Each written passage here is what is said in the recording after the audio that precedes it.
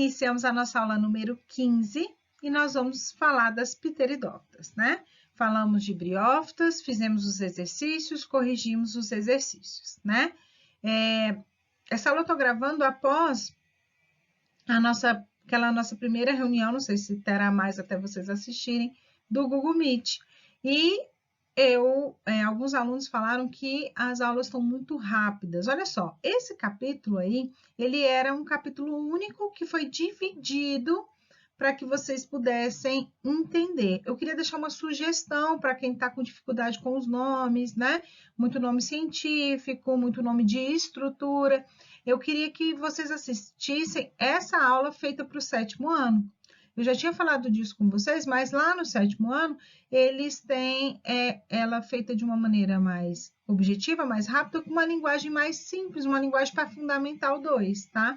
Por que eu vou continuar utilizando essa linguagem científica? Porque é assim que vai cair em prova. Vocês têm que estar preparados aí para um PAS, para um Enem, e eu preciso que vocês se familiarizem com esses nomes. Eu vou estar sempre dando aí os sinônimos para a gente poder fazer associações, né? Que não é o ideal, mas para que a gente possa fazer associações para entendimento, tá? E qualquer dúvida, pode fazer aqui nos comentários, eu estou à disposição de vocês.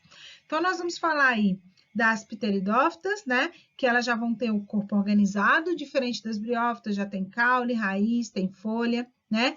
O caule é uma estrutura que vai sustentar aí as folhas, né? Vai fazer o transporte de seiva, né? Vai fazer o transporte do alimento da planta, né? Através desses tecidos condutores que equivalem às nossas veias e artérias, né? Em muitas samambaias, cresce subterrâneo, paralelo à superfície, o solo, o que nós chamamos de rizoma. Rizoma é um caule modificado, né, dessa planta, é um caule específico. A gente vai falar dos tipos de caules, dos tipos de folhas, quando a gente estiver falando da planta completa, que são as angiospermas. Mas, por enquanto, você precisa saber que ela tem raiz, ela tem o caule em forma de rizoma. Muitas espécies têm esse caule em forma de rizoma, que é um caule que cresce ali muito próximo da superfície, tá? As raízes, elas fixam a planta e ela absorve água e sais minerais do solo, né? Em geral são subterrâneas, mas a gente tem algumas aéreas aí que vai crescer fora do solo. As folhas são lâminas com células ricas em cloroplastos. O que é isso? Substância que vai permitir a fotossíntese. Então, dá cor verde às folhas e permite que as plantas consigam transformar energia luminosa em energia química, tá?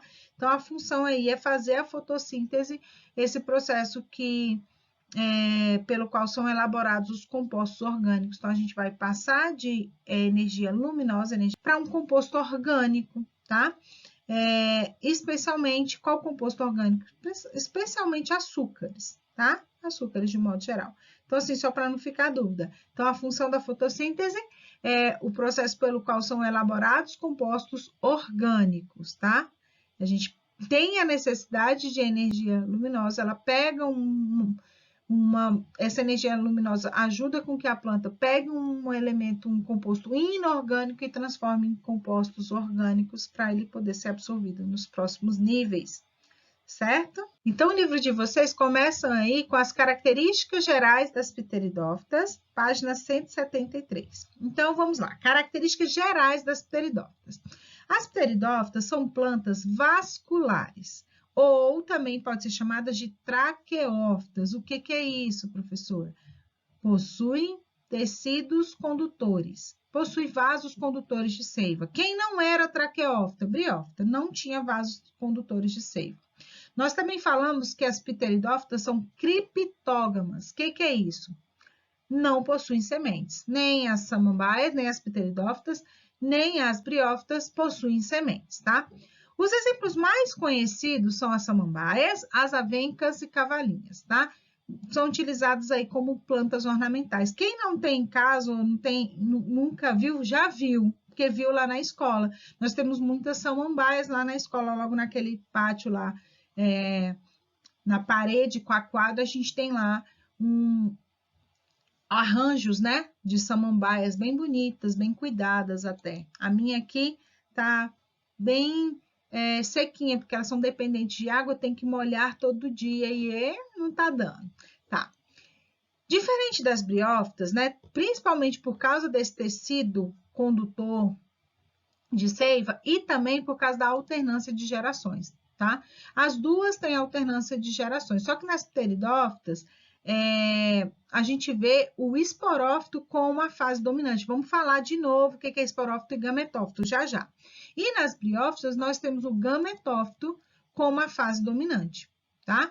Então, nas pteridófitas, a fase dominante é o esporófito e nas briófitas é o gametófito. Isso cai muito em prova. E o que é gametófito e esporófito? Tem um slide só para isso. As pteridófitas são chamadas de traqueófita porque tem esse vaso condutor de seiva e uma novidade evolutiva que é, né, uma novidade evolutiva em relação às briófitas. O que isso quer dizer? Que vaso condutor de seiva é isso? Quer dizer que ela tem dois tecidos diferenciados, o xilema e o floema, como está aí na imagem, certo? Está aí na imagem para vocês. O xilema e o floema. O que eles fazem? O xilema é chamado também de vaso lenhoso. Ele é responsável por transportar a seiva bruta, né? Uma solução lá de água e sais minerais, e vai da onde? Das raízes até as folhas. Enquanto os vasos liberianos, chamados de floema, como tá aí, tá vendo? São tubos, né? Eles vão transportar os compostos orgânicos, a seiva elaborada, que foi produzida geralmente nas folhas, né? Até as outras partes da planta. Então, vai funcionar como se fosse os nossas veias e artérias mesmo, né? Onde uma parte carrega sangue com oxigênio, outra parte carrega o sangue com gás carbônico. Mas nesse caso aqui transporta o quê? Água e sais minerais, né? A seiva ali bruta, e depois água e compostos orgânicos, que é a seiva elaborada. Então, transformou o mineral, o inorgânico em orgânico, vai para o outro tecido para levar para todas, vai para o floema para levar para todas as células da planta, para todas as partes da planta. A gente também tem que lembrar que as paredes, eu falei isso na aula passada em relação à briófita, mas as paredes secundárias do xilema têm lignina, né? O que é isso? É uma substância que dá resistência e força, por isso que fica cada vez que as plantas vão evoluindo, vão tendo mais, e aí dá a oportunidade dela crescer em tamanho, né? Ter força, resistência, para poder aumentar de tamanho. A gente teve uma aula só de ciclo reprodutivo dos seres vivos, onde a gente viu que o ciclo reprodutivo, quem não lembra vai ter que voltar na aula, que o ciclo reprodutivo dos vegetais é o diplobionte, né? E aí a gente viu que as briófitas fazem esse ciclo e que as pteridófitas fazem esse ciclo, assim como os outros vegetais.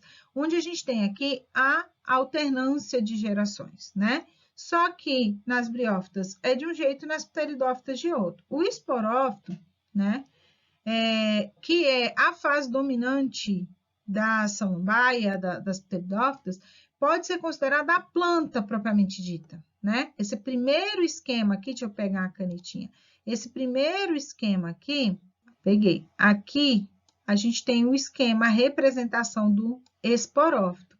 O esporófito é quando a gente olha, né, para um vaso, lá na escola, quando a gente chega lá, antes de entrar para as salas, que a gente vê aquelas samambaias, você pode falar, estou vendo o esporófito da samambaia crescendo. Então, você está observando diretamente a fase esporófitica, duradoura, né? Que depende do gametófito, mas apenas no seu início, no seu desenvolvimento. Uma vez que as raízes do esporófito são capazes de realizar já a fotossíntese, gradualmente o gametófito vai deixando de fornecer esse suporte nutricional para o esporófito, né? E esse passa a produzir a sua energia necessária através da fotossíntese, da sua sobrevivência. Já o gametófito, que é essa fase aqui, essa fase que está representada nesse desenho aqui, ela a gente vai ver um pequeno órgão achatado, né, avascular, menos desenvolvido, que é chamado de protalo. Ele é formado a partir da germinação do esporo. Então, o esporo germina e dá origem a esse protalo. Embora o gametófito não é a fase dominante do vegetal, ele ainda vai fornecer, né, um importante substrato para o estabelecimento do esporófito, fazendo com que, a partir dele, por um determinado período, um breve período, o esporófito depende do gametófito. Então, é nessa fase que a gente não observa, a gente não vê, né, tem um aumento aqui dela, geralmente ela fica embaixo do substrato, depende muito da espécie, mas dessas espécies mais conhecidas, esse protalo fica lá subterrâneo, é lá que vai encontrar o anterozoide com a osfera, a gente vai ver na sequência aí no ciclo reprodutivo como é que isso acontece. Reprodução das pteridófitas. Aqui novamente a gente tem a reprodução com a chamada alternância de gerações. O que é isso? Tem a fase sexuada, que produz gametas, e a fase assexuada, que vai produzir esporos. Só que aqui, a fase que a gente vê, que eu olho para uma samambaia e eu estou vendo, não é a fase de gameta, igual é no musgo, né? O gametófito, que é a fase duradoura do musgo. Aqui não, a fase duradoura é a fase que está produzindo esporos. Tanto que muitos de vocês já devem ter visto essa estrutura aqui, atrás das folhas das samambaias. Muita gente pensa até que a samambaia está doente quando ela está com essas estruturas aí. Mas não, essas estruturas aí é isso aqui, ó, só que muito aumentado.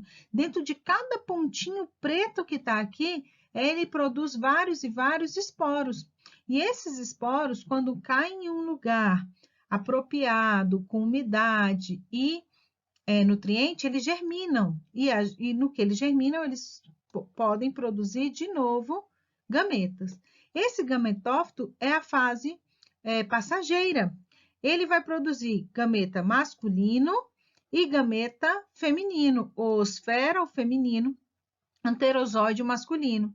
O gameta masculino, ele tem que ir nadando, lembra da dependência de água? Para encontrar o gameta feminino, a osfera. Então, anterozóide encontra a osfera. Pode ser da mesma planta? Pode, mas pode ser de plantas diferentes. A planta ela pode ser masculina e feminina, como ela pode o anterozóide de um fecundar a osfera de outra planta e assim gerar variabilidade genética. Essa osfera ela é fecundada, dá origem ao zigoto. Esse zigoto ele pode desenvolver e dar origem novamente ao esporófito. E assim continua o ciclo de reprodução das pteridófitas. Aí o livro de vocês traz na página 178 essa classificação aí, né? Então fala assim, classificação aí das pteridófitas. Então a gente tem esse cladograma aí, onde mostra primeiro os musgos, que apareceu? Vasocondutores de seiva, né? Xilema e floema. E surgiram as pteridófitas, tá? As pteridófitas, então, aí, atualmente, elas são reconhecidas em duas divisões, tá? Que é as licófitas e as pteridófitas, digamos assim, propriamente dita. Qual é a diferença aí entre elas? Por que separar, né? Em duas divisões distintas. As licófitas, trazem para vocês, todas essas plantas possuem microfilos, folhas que possuem apenas um único cordão de feixe vascular. Então, por essa folha, passa um único cordão de vasocondutor, né, de seiva. E o anterozoide dessa divisão aí, das licófitas, eles são biflagelados, tem dois flagelos que lembram muito os anterozoides das briófitas, então elas seriam menos evoluídas, né? Mais próximo dos musgos das briófitas do que as pteridófitas propriamente dita. Aí tem esses dois exemplos aí, A e B, né? De plantas do grupo das licófitas, ok? Aí tem as pteridófitas, esses que estão aqui mais embaixo aqui. qual é a diferença? Essa espécie vai possuir folhas denominadas megafilos. O que é isso? Tecido vascular ramificado. Então, pelas folhas dessa Pteridófita, é ramificado, várias, né? São várias. E o anterozoide é multiflagelado, tem mais de 2 flagelos. Então, ela tem essa diferença e elas são classificadas de forma diferente. Não são muitos livros, né, autorias que trazem essa classificação, mas atualmente elas são classificadas realmente em essas duas divisões aí, licófitas com microfilos, né, e as pteridófitas, propriamente dita, com megafilos, as duas pertencentes ao grupo das pteridófitas, ok? Então, atendendo a pedidos, está aí um mapa mental das nossas criptógamas, que são as briófitas e as pteridófitas, né? São criptógamas, plantas que não têm semente. Há exemplos de cada uma aí, ó, musgos, hepáticas, samambaias, avencas, no exemplo de pteridófitas. Nós temos aí as diferenças entre elas, né? A questão do vaso condutor de seiva. A forma de reprodução muito semelhante, só vai mudar a fase dominante, né? Propriamente dita, assim, a fase dominante das briófitas sendo o gametófito e a fase dominante das pteridófitas sendo o esporófito, ok? Coloquem no caderno do jeitinho de vocês, quem preferir fichamento ao invés de mapa mental, tranquilo, tira foto, marca a professora lá. Esse aqui, pelo que eu pesquisei na internet, quem fez foi Ingrid dos Santos.